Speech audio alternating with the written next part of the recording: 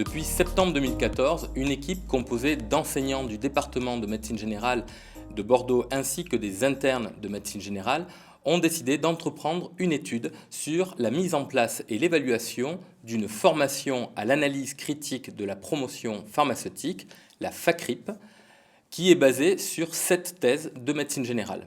Nous nous sommes basés pour cela sur 2 référentiels, entre autres, le guide de l'OMS de 2009 traduit en 2013 par l'HAS, comprendre la promotion pharmaceutique et savoir y répondre, ainsi que les travaux de l'AMSA, l'Association des étudiants américains en médecine. La FACRIP a été expérimentée en 2016 auprès de 18 internes en médecine générale et fait partie intégrante du diplôme d'études spécialisées en médecine générale de Bordeaux depuis 2017. Donc nous proposons une formation de 2 fois 6 heures sur 2 jours différents, dont le contenu est guidé en 6 grands chapitres, à la fois l'identification des techniques d'influence pour la prescription des médicaments, la structuration de la visite médicale, comment est-ce qu'on juge de la sécurité et de l'efficacité d'un médicament, un chapitre pour maîtriser et appliquer les dispositions qui font loi autour de la gestion des liens et des conflits d'intérêts,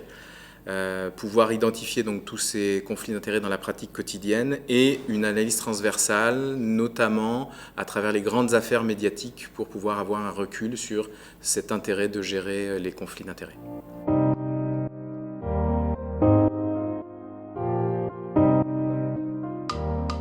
On a choisi clairement d'utiliser des méthodes pédagogiques qui sont plutôt calquées sur la formation continue. On a abandonné l'idée de quelque chose de descendant du professeur vers les élèves et on a surtout utilisé des méthodes interactives et du travail en petits groupes.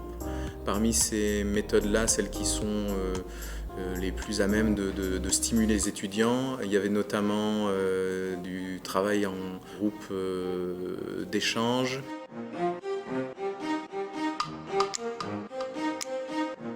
Il y a eu du travail en jeu de rôle, mais sur la technique des trinômes.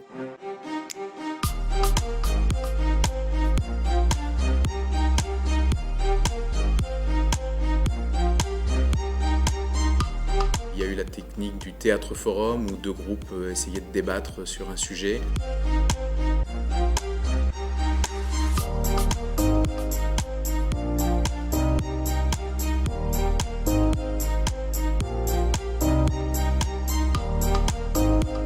Et de l'analyse critique de lecture d'articles qu'ils avaient à faire et produire derrière ça des synthèses pour partager entre eux leur analyse de différents documents.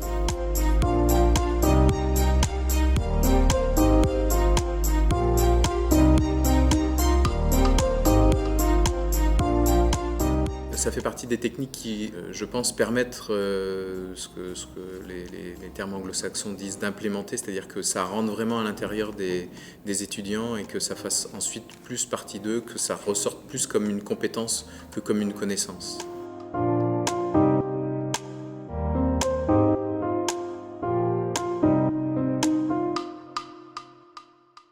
Donc ce que je retiens des méthodes, c'est qu'elles étaient très diversifiées, ce qui permettait de donner du rythme à la formation. Et ce que j'ai bien apprécié, c'était les moments d'échange entre les internes, où on travaillait par petits groupes de 3-4 internes, pour ensuite exposer nos travaux au reste du groupe.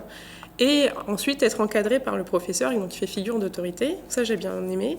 Et j'ai bien aimé aussi les jeux de rôle, où on se mettait dans la peau de médecins qui recevaient ou non les laboratoires pharmaceutiques et où on devait s'astreindre à trouver des arguments pour l'un et l'autre. Ça permet clairement d'alterner des phases d'information et de connaissances qu'on est obligé de délivrer quand même, en les mettant en pratique avec la réalité de leur quotidien, parce qu'ils échangent sur réellement ce qu'ils vivent autour de la promotion du médicament. Et avec cette formation, je m'aperçois que des choses qui au départ paraissaient insignifiantes, un stylo, un mug, ça peut influencer la prescription d'un praticien.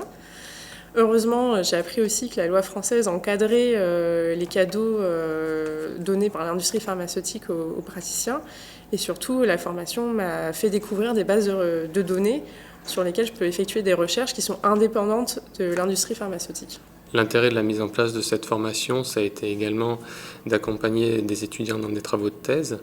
avec une première thèse en octobre 2016 qui a permis de travailler sur justement la mise en place de cet enseignement et son contenu, et d'autres thèses qui auront lieu tout au long de l'année 2017, qui se concentreront plus sur l'évaluation de cette formation et son impact sur les étudiants. J'ai eu moi-même le plaisir de diriger une thèse qui a été soutenue en début 2017 et qui, elle, évaluait l'existence d'enseignements de ce type dans les autres facultés françaises. Les perspectives de la FACRIP à plus ou moins long terme seront de différents ordres. D'abord, nous voudrions proposer cette formation à l'ensemble des internes de médecine générale. Pour cela, il faudra que la FACRIP ne soit plus un enseignement optionnel, mais obligatoire. Ensuite, nous voudrions également proposer cette formation à l'ensemble des internes des autres spécialités, ainsi qu'aux étudiants en médecine sous une version adaptée.